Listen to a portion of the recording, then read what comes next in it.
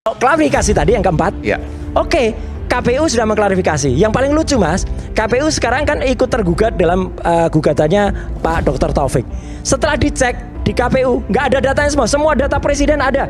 Mulai dari Gus Dur, Megawati, SBY, semua ada. Kecuali datanya Joko Widodo ini nggak ada, hilang. Data apa?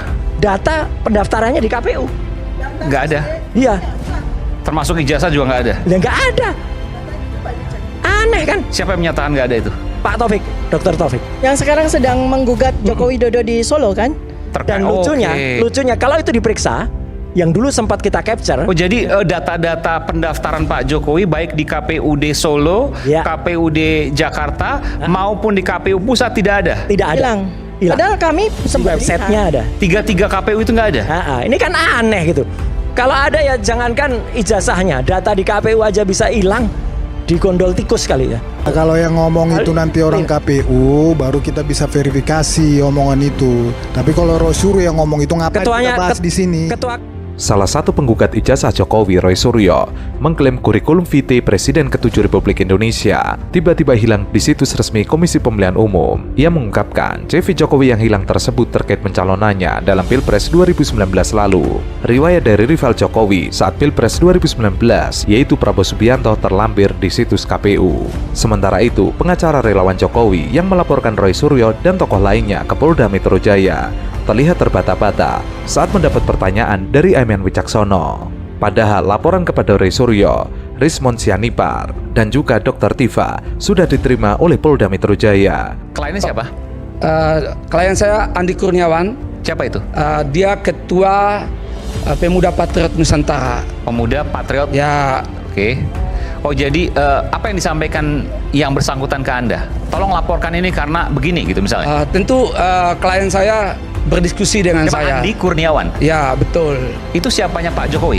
Nggak ada hubungan. Fansnya Pak Jokowi? Nggak ada hubungan. Nggak ada hubungan juga. Jadi begini. Jadi. Tapi diterima loh. Itulah rezim ini Mas. Jadi gini Mas Aiman. Jadi Andi Kurniawan ini ketua Pemuda Patriot yang konsen di bidang pendidikan. Ya. Ya.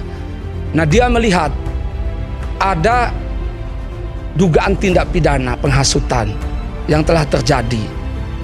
Nah dia melihat negara tidak hadir, seolah-olah ya, karena lama ini bergulir dan sebagainya. Ya. Nah ia datang melapor kepada pihak berwajib. Dan laporan itu sudah diterima. Bahkan kemarin kami sudah mendampingi terlapor untuk dimintai keterangan bersama saksi.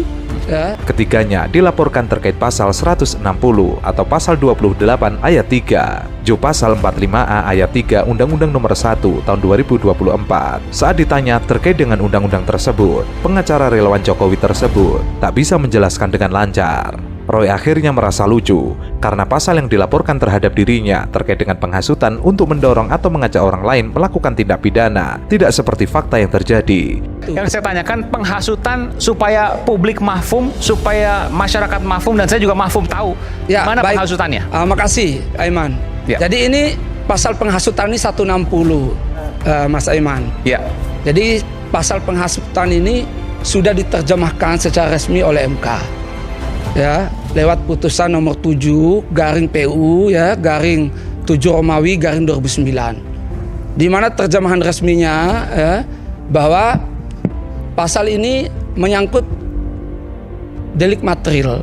Jadi apa yang telah dilakukan telah sampai ya, telah di misalnya penghasutannya ya, penghasutan yang dilakukan oleh terduga pelaku ini menyebabkan orang ya terhasut ya untuk melakukan tindak pidana. Terhasut kalau berita yang disampaikan atau informasi yang disampaikan palsu, bohong, gitu kan? Ya. Tapi kalau benar kan bukan penghasutan. Penghasutan dalam artian bahwa yang disampaikan kan palsu, berita palsu. Nah, inilah hukum, seninya hukum. Oke. Jadi ada kadang orang ya, saya contoh ya, Mas Aiman ya. Ada orang dihina ya misalnya, lalu dia membunuh orang. Ya. Misalnya kamu kupingnya jelek, memang kupingnya jelek orang itu, kan fakta itu. Ya. Tapi itu kan penghinaan. Tapi dia tidak lantas membunuh orang. Nah begitu juga dengan teman-teman ini. Ya. Itu gimana? Saya nggak ngerti. Nah, begitu juga dengan teman-teman ini. Apa maksud saya dalam hal ini? Jadi ketika mereka menggunakan ya keahliannya menemukan ada kelemahan-kelemahan tadi, Ya. ada perbedaan-perbedaan tadi, ada keraguan-raguan ya, mengatakan bahwa ijazah ini palsu dan sebagainya misalnya ya itu hendaknya dibawa ya. Oh, tidak dilapor. boleh disampaikan ke publik. Bisa, tapi jangan menghasut orang lain untuk melakukan tindak pidana. Maksudnya gimana? Boleh disampaikan ke publik tapi tidak menghasut. Bedanya di mana tuh? Ya beda. Jadi kalau misalnya hanya menyampaikan bahwa ijazahnya misalnya palsu misal ya, Ya. dalam konteks misalnya A palsu. Tapi kalau mengajak orang lain ya untuk melakukan tindakan melawan hukum dari kata itu ya, Apa tindakan melawan hukumnya? ya misalnya melakukan penyerudukan ya terhadap institusi pendidikan. Nah misalnya begini Mas Oh, Aiman. penggerudukan terhadap UGM gitu maksudnya? Ya misalnya. Kita ya. akan kembali saat lagi, kita akan dalami nanti selepas jeda. Tetaplah bersama kami di Rakyat Bersuara.